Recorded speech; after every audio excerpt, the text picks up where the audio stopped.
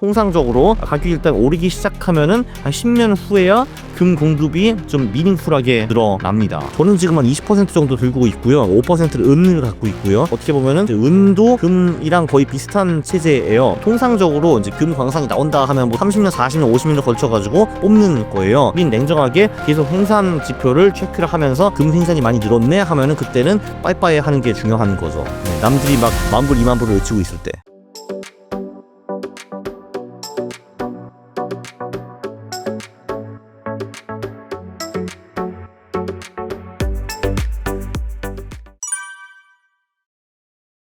일단 저한테 요즘 많은 분들이 와가지고 야 금 그거 추천 가능해 너무 많이 오른 거 아니냐라는 말을 듣는 거 보니까 더 오릅니다. 일단 그게 일단 가장 크고요.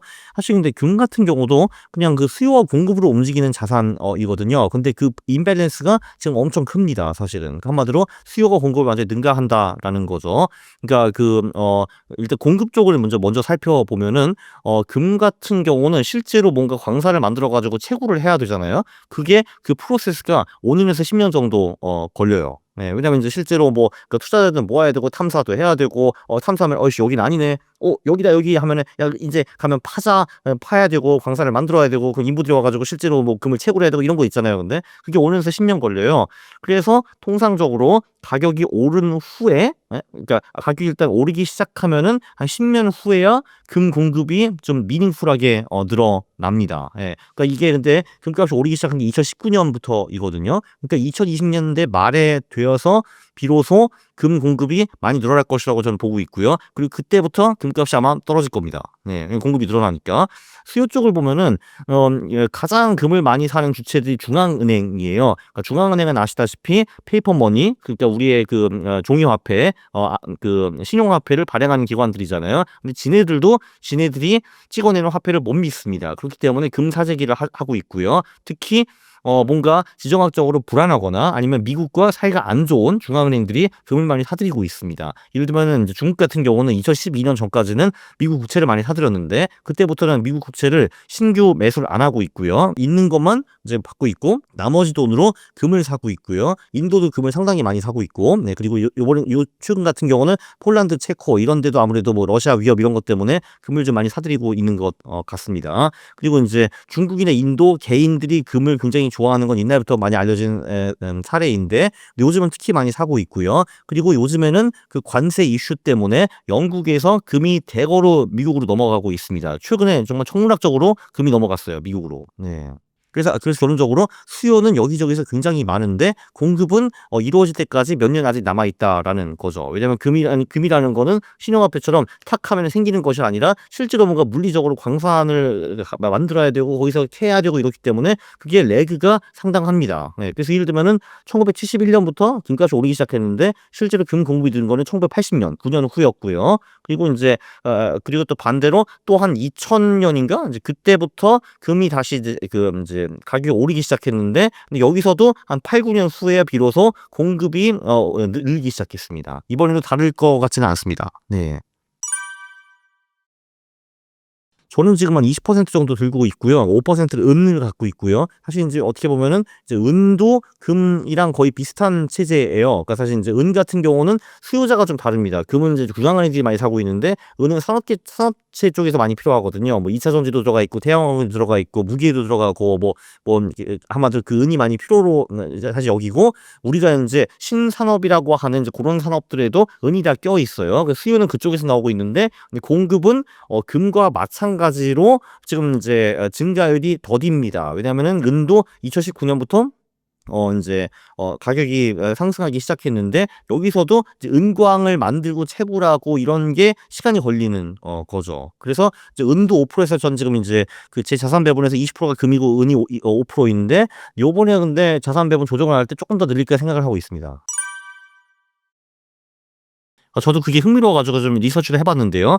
일단 지금 그 1 년에 금 공급량이 3,600톤 정도 된대요. 예, 근데 2,000 톤은 어마어마한 게 아니냐라고 생각을 하실 텐데, 근데 물론 걔네들도 멍청하게 2,000 톤을 딱 한꺼번에 뽑아 가지고 시장에 던지지는 않을 거고요. 통상적으로 인제 금 광산이 나온다 하면 보통 뭐 30 년, 40 년, 50 년을 걸쳐 가지고 2,000 톤을 뽑는 거예요. 그러면은 계산을 해 보면은 뭐 1 년에 추가로 인제 금 시장에 나오는 물량이 2,000 톤 나누기 50 이라고 하면 40 톤 뭐 이 정도일 거 아니에요, 사실 근데 지금 전체 그 글로벌 물량이 3,600 톤인데 40 톤이 더 온다. 그건 뭐 엄청나게 큰 거는 일단 아니고요. 첫 번째는 이제 그거고, 두 번째가 더 중요한데, 지금 그게 발굴되었다 해 가지고 실제로 그 금광이 세워지고 뽑아내는 데 나오는 시간도 거기서 또 5 년에서 10년 걸립니다. 제가 말씀드렸죠. 2019 년부터 가격이 오르기 때문에 아마 20 년대 말에는 여기저기서 금 공급이 늘어날 거라는 거. 그래서 20 년대 말쯤 되면은 어차피 금 가격이 꺾일 거거든요. 그래서 이제 그 지금 중국에서 발굴한 그 금도 그때 시장이 나올 거기 때문에 그때까지는 별 문제가 없다고 저는 생각을 합니다.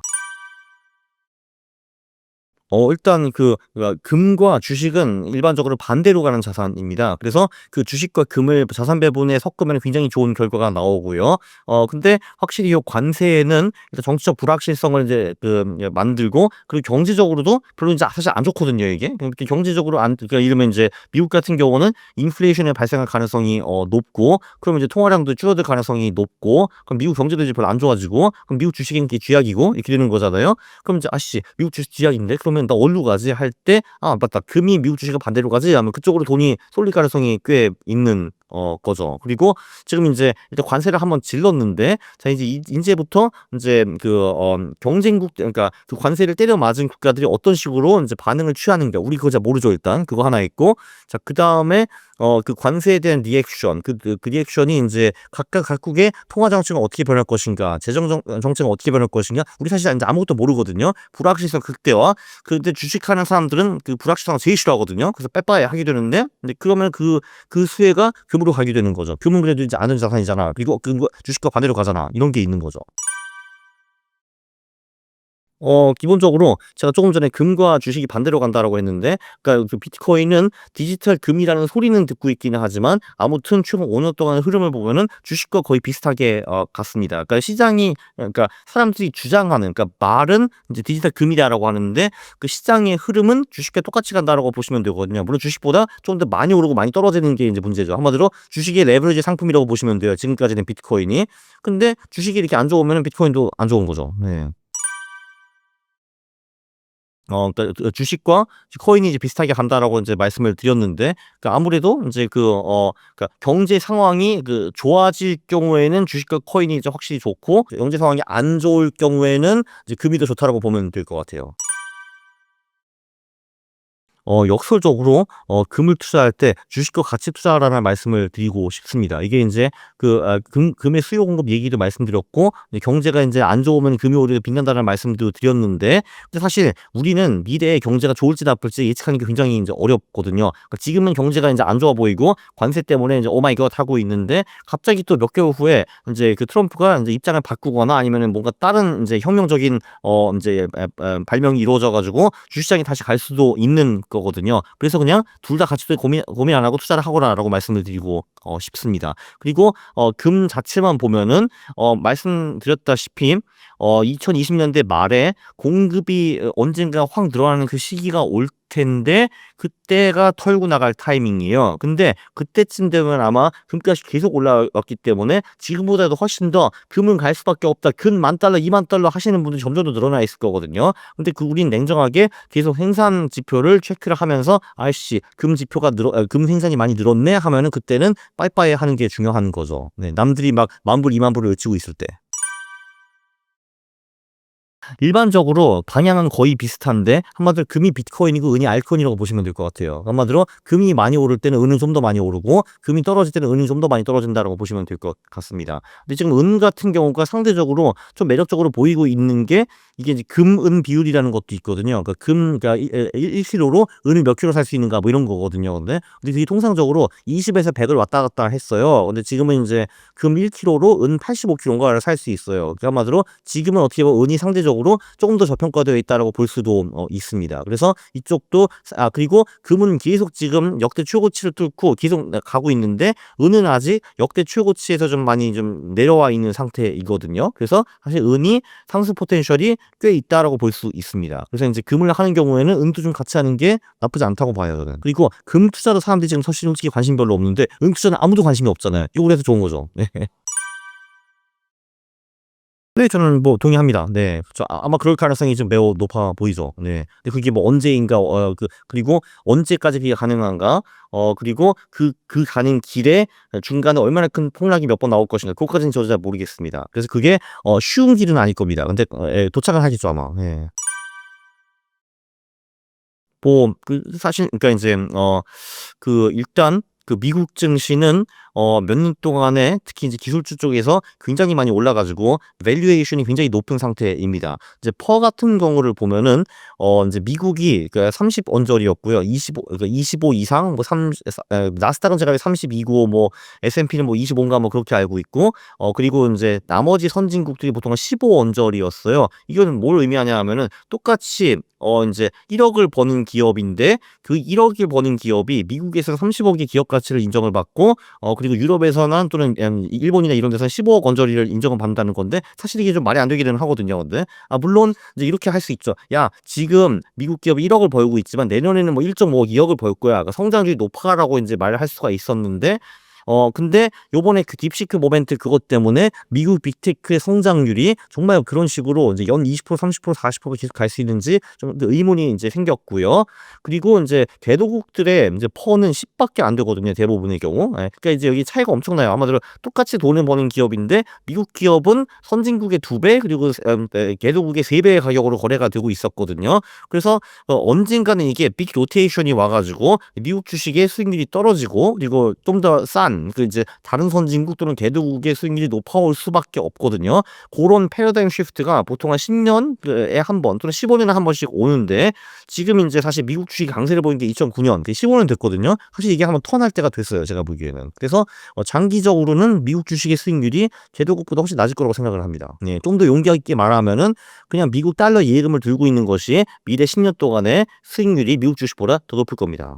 네. 그냥 달러를 들고 있는 게. 네. 그죠. 인제 그 기대 수익률이 아무래도 미국 주식이 높은 편은 아니죠. 네. 네. 그것도 그냥 사실 역사를 보면 더 나오거든요. 그냥 이제 밸류에이션이 높을 때 미국 주식이 들어갔으면은 그 향후 10년 수익률이 매우 실망스러웠다라는 거는 그게 사실 1880 년부터 다 이미 그 리스트업이 돼 있거든요. 근데 이 정도 밸류에이션에 들어가면은 10년 동안 얼마 벌 수 있다 그런 거 다 나와 있는데 그쵸. 지금은 기대 수익률이 0% 정도입니다 사실은. 네. 10년 동안에. 네. 근데 왜 아직도 미국 주식에 투자를 하느냐? 일단 내가 틀릴 수도 있기 때문에. 네. 일단 그러니까 그 '한국이 희망이 없다.'라는 건 저도 인제 동의를 하고요. 근데 한국 주식과 한국은 또 좀 다른 얘기입니다. 이게 통상적으로 생각하는 게 사람들이 "경제 성장이 높은 나라의 주식에 투자해야 되지 않느냐."라고 하는데 그것도 팩트를 따져보면 그거 틀립니다 사실. 그러니까 네. 그런 식으로 하면은 중국 주식을 했으면 돈을 엄청 벌었어야 되는데 사실 중국 주식이 지금 2007 년보다 좀 낮은 상태 이거든요. 네.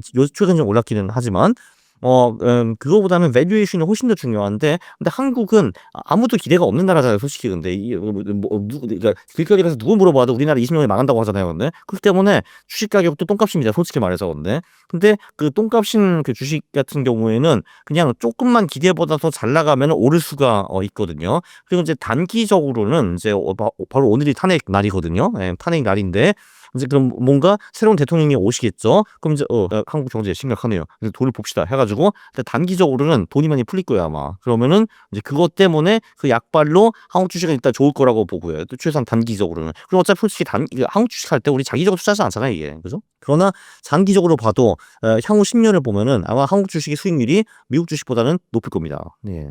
너무 싸니까. 예. 단기적으로는 새로운 대통령이 돈을 많이 푸실 거고 장기적으로는 지금 싸기 때문에 10년 수익률을 긍정적으로 본다라는 거죠.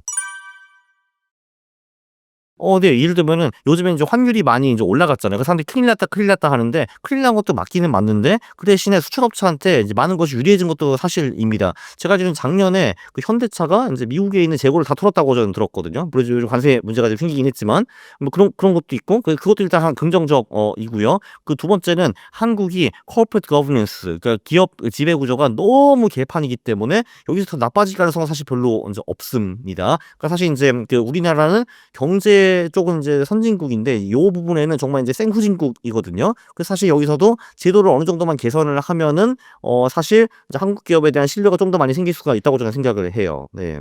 물론 요번에 인제 어떤 어르신이 상법 개정을 막으신 것 같기는 한데 이제 뭐 저 상법 개정이 엄청 좋은지 그것까지는 모르겠는데 어쨌든 어느 정도 선진국처럼 이제 corporate governance 기업 지배 구조가 바뀐다라고 하면은 그러면은 확실히 좀 인제 밸류업이 될 수가 있죠. 지난 정부에서 그거를 인제 어설프게 시도를 하긴 했는데 끝을 보지는 못했던 것 같습니다. 이제 선거 후에는 그게 다 흐지부지 사라졌죠.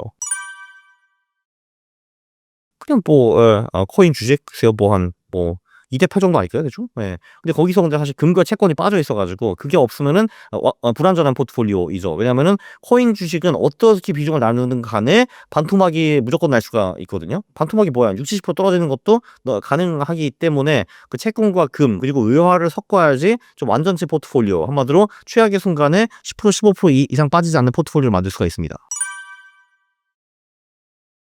저는 사실 뭐 인제 코인 비중은 뭐 한 10% 정도로 가져가시는 게 어떨까 싶고요. 나머지 90%를 배분을 할 때 사실 아주 그냥 심플하게 그 1대1대1로 가져가도 될 수 있을 것 같고요. 아니면은 뭐 주식 40 그 금 30 채권 20 이런 것도 하나의 방법이라고 생각을 합니다. 지금 제가 하고 있는 거는 코인을 제하고 주식 50 채권 25 금 25 인데 근데 인제 한 다음 달부터는 주식 비중을 확실히 좀 줄이고 이제 채권과 금 비중을 쪼금 더 금 비중을 확실히 늘릴 거고 채권은 고민 중입니다.